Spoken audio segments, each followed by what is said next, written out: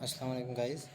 तो आज हम लोगों को बायोस्टैट्स का लास्ट पार्ट जो है पहला मॉड्यूल का फंडामेंटल ऑफ स्टैटिस्टिक्स वो आज हम लोग ख़त्म हो जाएगा और इसी का टेस्ट होने वाला है अभी। हेडिंग में थोड़ा सी चीज़ें छूट गई है। मेजर्स ऑफ डिस्पर्सन हमारा मेन हेडिंग है, जिसके अंडर हमें quartile deviation, coefficient of variation, standard deviation, range और मीन डेविएशन, ये सब हमें पढ़ना है। वन बाय वन हम सब देखेंगे। Range, quartile deviation, mean deviation. Then दो चीज़ें और देखनी है, वो है स्टैंडर्ड डेविएशन, जिसको हम अगले वीडियो में बताएंगे, और क्वार्टाइल डेविएशन देखना है। ठीक है, एग्जांपल के थ्रू बहुत आसानी के साथ आपको समझाते हैं सब कुछ इजीली। ठीक है, तो सबसे पहले बात करते हैं रेंज की। अच्छा, मेज़र सबसे पहले समझते हैं कि मेजर्स ऑफ डिस्पर्सन है क्या। डिस्पर्सन बोले तो स्प्रेडिंग, डिस्क्राइब द स्प्रेड और variability within a data set, यानी कि डिस्पर्सन या measures of dispersion describe the spread और variability within a data set. ठीक है, डेटा सेट के अंदर जो स्प्रेड है या वेरिएबिलिटी है, कितना वेरी कर रहा है, कितना डिस्ट्रीब्यूटेड है, वो देखने की कोशिश करते हैं डिस्पर्सन में। They help in understanding how much the data deviate from the central tendency, यानी मीन मीडियन मोड से कितना वो डेटा जो है वो डेविएट कर रहा है, उसको देखने के लिए हम मेज़र ऑफ डिस्पर्सन करते हैं। कुछ एक्सप्लेनेशन है नीचे, जिसमें हम रेंज से शुरू करेंगे, then quartile deviation, mean deviation. ठीक है, ये सब मेज़र करने का तरीका है डिस्पर्सन। फिर उसके अलावा standard deviation and coefficient of variation है। तो सबसे पहले रेंज देखते हैं। रेंज क्या है, सिंपल समझने का, the difference between maximum and minimum values in a data set. ठीक है, क्या है रेंज? रेंज क्या है, डिफरेंस बिटवीन, यानी कि simple maximum value minus minimum value जो आया वही रेंज है। ठीक, फॉर एग्जांपल एक डेटा सेट है हमारे पास 5, 8, 12, 20, 25। अगर डेटा सेट आपका असेंडिंग ऑर्डर में अरेंज नहीं है या डिसेंडिंग ऑर्डर में नहीं है, तो आप एक ऑर्डर में उसको अरेंज करके फिर मैक्सिमम और मिनिमम वैल्यू का माइनस कर लीजिए। जैसे कि मैक्सिमम वैल्यू यहाँ पर 25 है और मिनिमम वैल्यू यहाँ पर 5 है, तो 25 में से 5 गया तो कितना बचा, यानी 25 में से 5 गया तो कितना बचा, 20 बचा। ठीक, इसके मेरिट क्या है, बहुत आसानी से हम रेंज निकाल सकते हैं।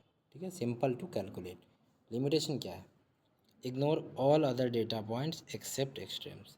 ठीक है, ये एक्सट्रीम्स को ही देख रहा है, या तो लोअर एक्सट्रीम या तो अपर एक्सट्रीम, बीच के डेटा पॉइंट्स को ये इग्नोर कर रहा है। ठीक है, तो ये इसकी लिमिटेशन है। और मेरिट ये है कि बहुत आसान है।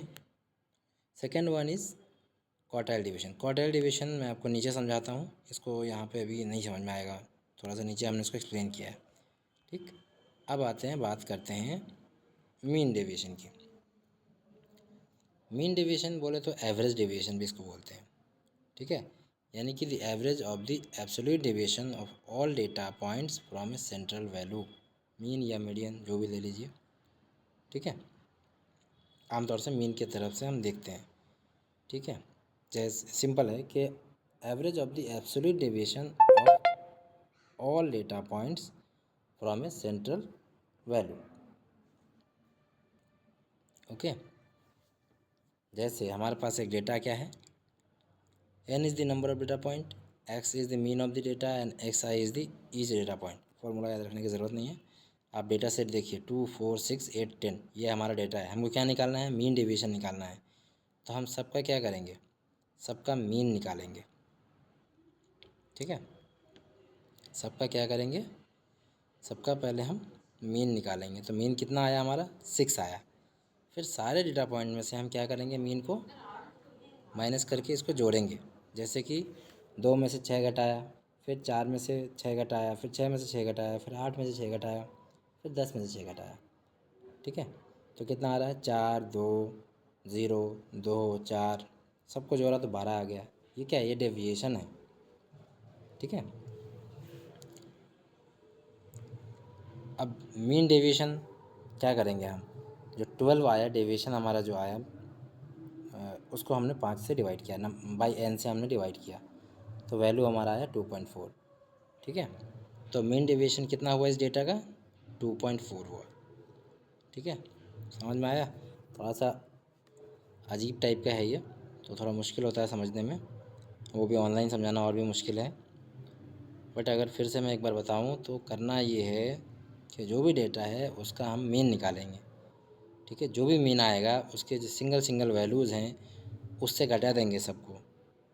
ठीक है, उससे घटा देंगे और उसके बाद जो घटाने के बाद आएगा उसको जोड़ देंगे। आप डेटा पे ध्यान रखो, सही से समझते रहो। ठीक है, जोड़ने के बाद फिर 5 से डिवाइड कर देंगे। ठीक है, तो क्या आ जाएगा हमारा मीन डेविएशन आ जाएगा। ठीक है, और डेविएशन एक्चुअली में क्या आया, जो हमने मीन से सब अलग अलग जो डेटा है उसको हमने माइनस किया। ठीक, नहीं समझ में आया तो फिर आप लोग मेरे पास आ जाइए, मैं अच्छे से समझा दूँगा। मुझे पता है इसको समझने में दिक्कत होगा। Merits simple to compute and interpret. ठीक है, बहुत आसान है, भले आपको समझ में नहीं आ रहा अभी, एक बार आप समझ जाएंगे तो बहुत आसान हो जाएगा आपके लिए। तो इसको कंप्यूट करना है ना, इसको कैलकुलेट करना और इंटरप्रेट करना आसान है, लेकिन इसकी कुछ लिमिटेशंस हैं। May not give as much weight to extreme deviations, इसमें एक्सट्रीम डेविएशंस को इतने वैल्यू नहीं मिल पाता है। These measures help in evaluating consistency, reliability and variability within a data set. ठीक है, ये वाला जो हमारा मीन डेविएशन है ये हमको कंसिस्टेंसी बताता है, रिलायबिलिटी बताता है, वेरिएबिलिटी बताता है एक डेटा सेट के अंदर। Allowing better data interpretation and decision making, जिससे हम डेटा को अच्छे से इंटरप्रेट कर पाते हैं और डिसीजन मेकिंग कर पाते हैं। ठीक है, नाउ हम लोग समझते हैं क्वार्टाइल डेविएशन। ये भी थोड़ा मुश्किल है, ये भी आपको एग्जांपल से ही समझाते हैं, बाकी ये सब आप पढ़ के बताते हैं, बट फिर एग्जांपल से आपको ध्यान देना है अच्छे से। एग्जांपल समझ गए तो सब समझ गए। The quartile deviation also called semi interquartile deviation, semi interquartile range भी कहते हैं इसको, क्वार्टाइल डेविएशन को, is the measure of dispersion that focus on spread of middle 50% of data set. ठीक है, कि जो मिडिल 50% डेटा सेट है उसकी जो स्प्रेडिंग है वो कैसे स्प्रेड है ना, उसकी वैल्यू कितनी ज़्यादा डिफ़र कर रही है उसको मेज़र करता है। ये कैसे करता है नीचे बताते हैं। It is based on difference between third quartile यानी Q3 एंड फर्स्ट क्वार्टाइल यानी Q1। अब ये Q1 Q3 क्या है, first quartile and third quartile का है, नीचे आपको एग्जाम्पल में बताते हैं। Which represent the inter quartile range, जो कि हमें IQR बताता है। ठीक है, quartile deviation is half of this inter quartile range, और क्वार्टाइल डेविएशन जो होता है ये इसका क्या होता है, हाफ होता है इस IQR का। ठीक है, Q3 माइनस Q1 का हाफ होता है। अब अभी मैं आपको बता रहा हूँ, कुछ भी ना समझ में आ रहा है तो भी कोई बात नहीं है, नीचे हम बताते हैं अभी। First quartile Q1, the value below which 20% of the data falls. ठीक है, Q1 बोले तो ये वैल्यूज़ आप जो बता रहे हैं, जैसे लाइन्स आप याद रखेंगे तो नीचे समझने में आसानी होगा। The value below which 25% of the data fall, जिसके नहीं 25% जो शुरुआती डेटा है ना उसका वैल्यू। ठीक है, the value below which 25% of the data fall, and the third quarter क्या है, the value below which 75% of the data falls. तो Q3 एंड Q1 का हम डिफरेंस लेते हैं विच मेजर्स करता है 50% ऑफ द डेटा को। इंटरक्वार्टाइल रेंज हम इसी को बोलते हैं। ठीक, एग्जाम्पल समझते हैं, बाकी सब बेकार है। स्टेप्स करके सबसे पहले जो भी हमारे पास डेटा सेट है उसको आप असेंडिंग या डिसेंडिंग किसी भी ऑर्डर में अरेंज करिए, और अगर डेटा ऑड वन है, अगर इवन है तो शुरू का 50% लीजिए और उसका बीच का निकाल लीजिए। ठीक है, जैसे कि हमारा एग्जांपल देखिए, एग्जांपल से समझते हैं। ठीक है, 4 7 8 10 12 15 18। अब इसका हमें क्या निकालना है, क्वार्टाइल डेविएशन निकालना है। टोटल कितने हैं इसमें, 3 3 6 7 डेटाज हैं इसमें। ठीक, 7 डेटाज है ना, 4 7 8 12 8 10 12 15 18, 7 डेटाज हैं। तो जब ये ऑड होगा तो बीच वाले को छोड़ देना है। ठीक है, शुरू का 50% और आखिर का 50%, उसका मीडियन लेना है। मीडियन मैंने पहले बताया, बीच का वैल्यू। तो 10 को तो हमने छोड़ दिया भाई। अब शुरू में क्या है, 4 7 8 है।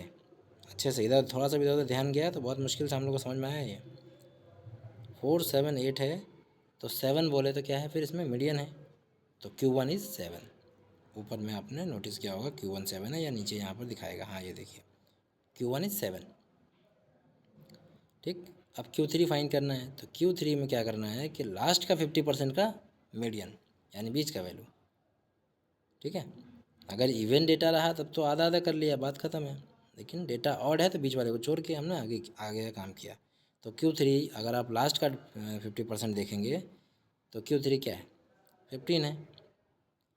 अब 15 माइनस 17 बाई 2 करेंगे तो क्या निकल जाएगा, क्वार्टाइल डिवीजन निकल जाएगा। तो क्वार्टाइल डिवीजन यहाँ पे 4 आया, इंडिकेट क्या करता है, that middle 50% of the data point in this data से डेविएट, यानी कि जो मिडिल 50% है डेटा का वो डेविएटेड बाय 4 है, ठीक है, फ्रॉम द मीडियन। किससे मीडिएटेड है, मीडियन से मीडिएटेड है, यानी क्वार्टाइल डिवीजन में मीडियन का यूज़ कर रहे हैं, ठीक। समझ में आ रहा है फ़ायदा क्या है इसका, रेसिस्टेंट टू आउटलायर, कोई बड़े बड़े वैल्यू आएंगे तो उससे रेसिस्टेंट रहेगा ये, अनलाइक द रेंज, जबकि रेंज में ऐसा नहीं होता। It ignores extreme values and focuses only on central data, ये एक्सट्रीम वैल्यूज़ को इग्नोर कर देता है और सेंट्रल डेटा पर फोकस करता है। आसान है कैलकुलेट करना, बहुत मुश्किल थोड़ी ना है वो निकालना, मतलब मीडियन निकालना कौन सा मुश्किल है, बीच का डेटा देख के निकाल लेना है। अगर ये इवन नंबर में हुआ तब तो बीच का आसानी से निकल जाएगा, अगर ये ऑड नंबर में हुआ तो एक बीच वाले को छोड़ देना है, दोनों साइड का ले लेना है 50-50%, उसका मीडियन ले लेना है। सिंपल है कैलकुलेट करना overall.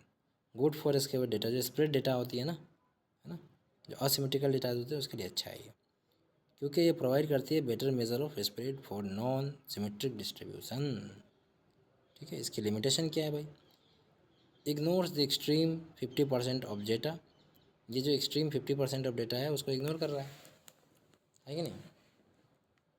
Less effective for large data set, बड़े डेटा सेट के लिए इफेक्टिव नहीं है, ठीक है।